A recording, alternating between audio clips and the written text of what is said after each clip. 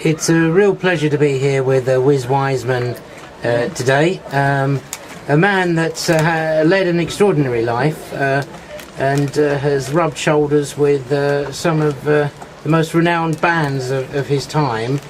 And we're here to talk about his life and what makes this man tick, basically. Wizz, it's a real pleasure. It's a real pleasure to be here with you today. How did it all begin? I think that was accidental. When I was young, at school, I was rebellious. Didn't particularly want to go to school and stuff like that, taunted.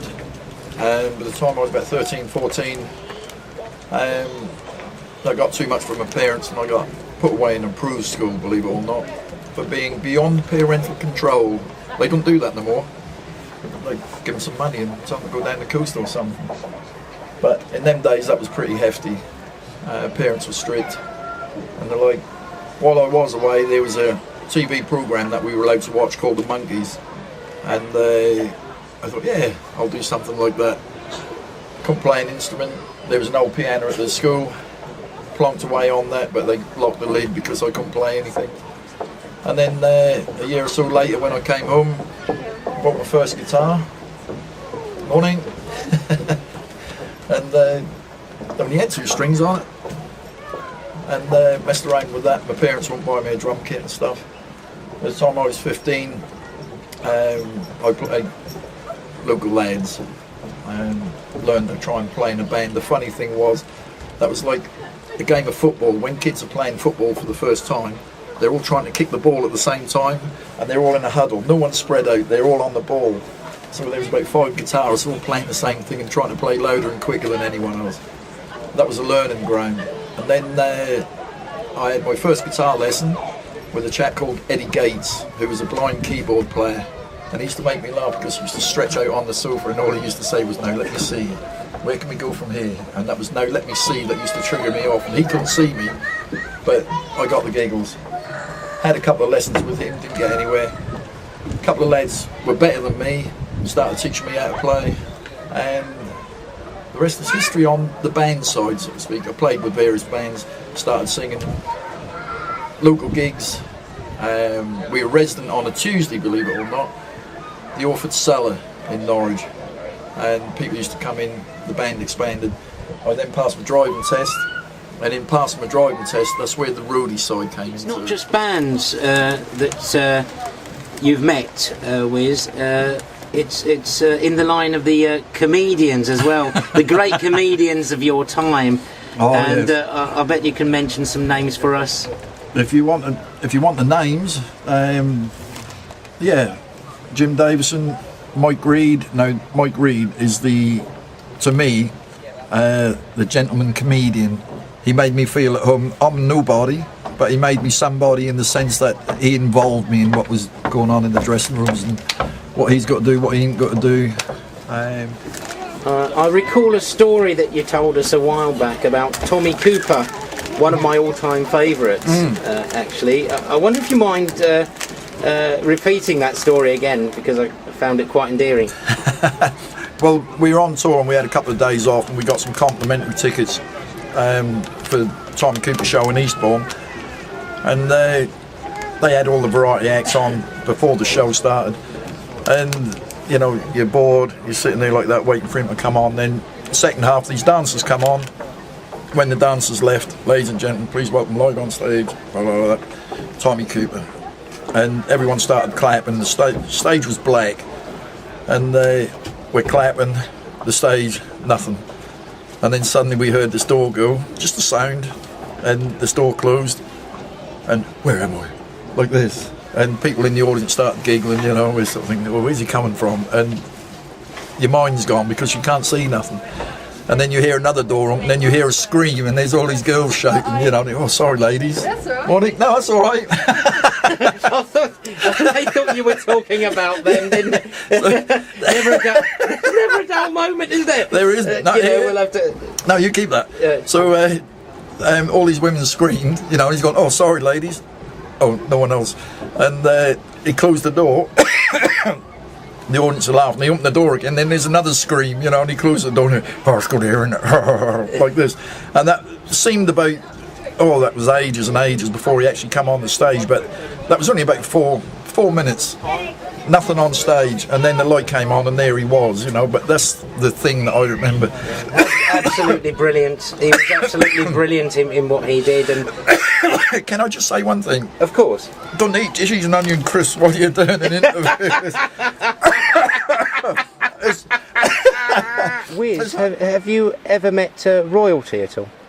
What, apart from you? No. That's very kind of you.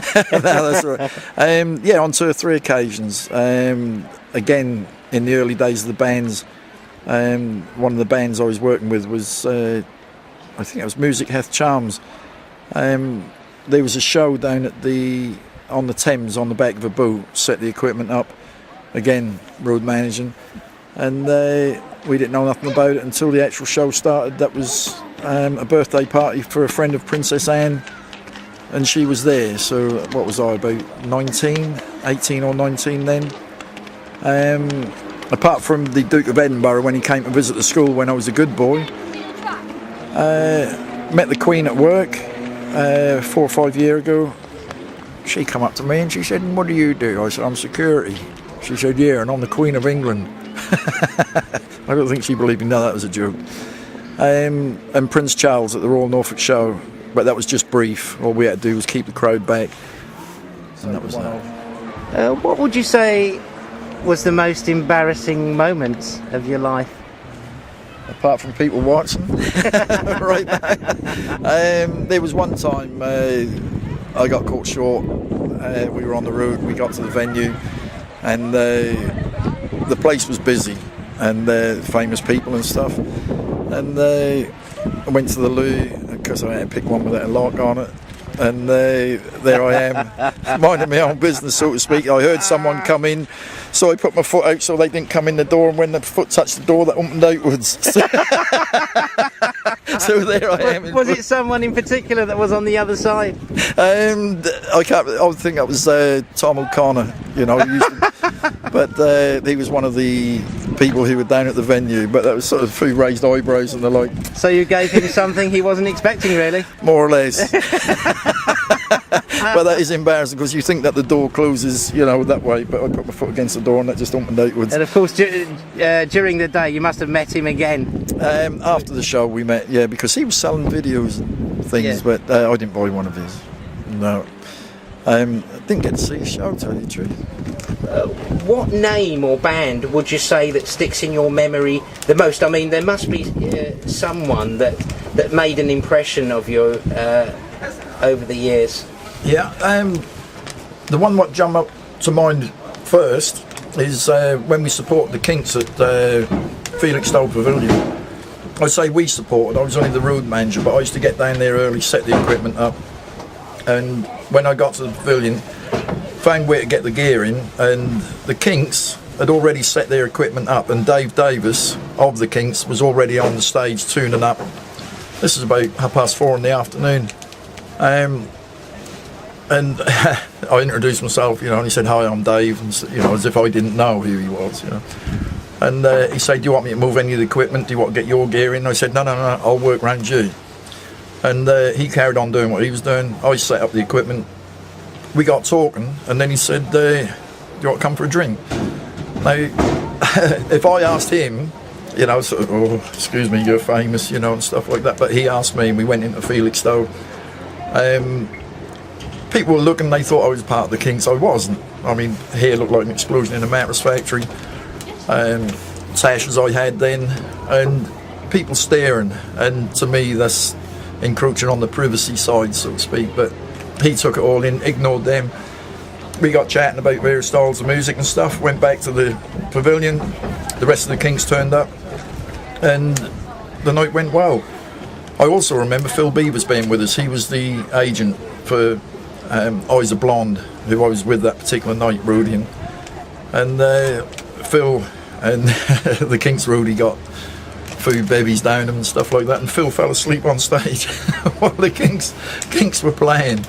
But there's various other people in Eyes of Blonde who can vouch for that as well. Here we are on the Norfolk coast of the UK, and of course one of the most renowned comedic trios that flourished from here was the old Brother Lees. Uncomparable Brother Lees, and I do believe that you had a long spate with them. Oh yes. I first met them when we supported them at Aylsham, and I was with a band that was Barry Lee and the Planets, I think it was then. And pleasantries were exchanged, oh, good band, yeah, thank you, and stuff like that. Nothing was said. They were very good though, weren't they? Oh, they were tight, very tight, and I'm not talking about drinks either. But I am talking about the drinks. No, yeah, that's the first time I saw them. The second time I saw them, I think, was at the Woodford near Stelham. That was an outside concert. The reception was fair, so to speak, but I was talking to Tony and Roger after the show, and they went their way, we went ours. And then, like I said before, I was working with a local comedian, Mickey Wright, and after our show finished, we went to where was that? A place called Scrappy, the drinking trough they called the venue, and the Brother Lees were there, and that was the first time I saw their show. And I got talking with the lads after the show, even done some video. I got some video of it somewhere. Did you for one moment think that when you first met them they'll be doing a Royal Command performance in future? No, I was never allowed to go on them. I wonder why. Yeah. I don't think of many reasons why, I don't shut up. I think that's what the problem is. Yeah. We've done... How many did we do? Or did they do, I should say, because I didn't actually go down. Loads of generation games, what they done. Again, in the background, they were there. I remember as a teenager actually seeing them for the very first time on Bruce Forsyth in the Generation Game, and soon after that, in school, I remember we were all walking around in threes, including the teachers, doing impersonations. It really took the country by storm. It did. I can remember, what's his name? Larry Grayson. That was a good one. Roger took off Larry Grayson through a tea, and Larry sort of looking at me like this, thinking, who's the real Larry Grayson here, Yeah, many happy memories with the Brother Lees.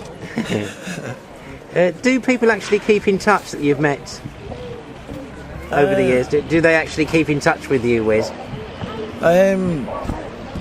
Only the semi-pros, if I put it that way. Professionals who I work with. This is one of the most disappointing things that I've found.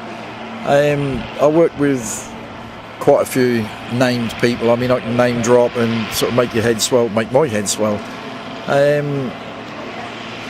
Mike Reed, there was Jim Davison and Darius Dinesh. If I talk about Darius, I was doing freelance work with Angler Television, picking up guests for various shows, what they have on there. And I became quite pally with Darius. He was relaxed. I got a phone call from, could I drive him to another venue, which was the Peterborough Truck Fest. And we went up there, everything's fine, we laughed and joked. I used to get phone calls saying, what do you think of the show, do you reckon I was good?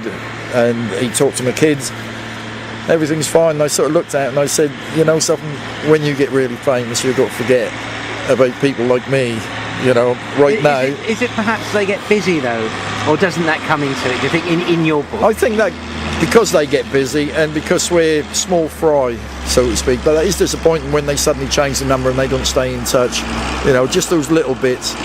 But, I think there's a tractor coming up. Well, we like fish, if you have a look. I don't know how far.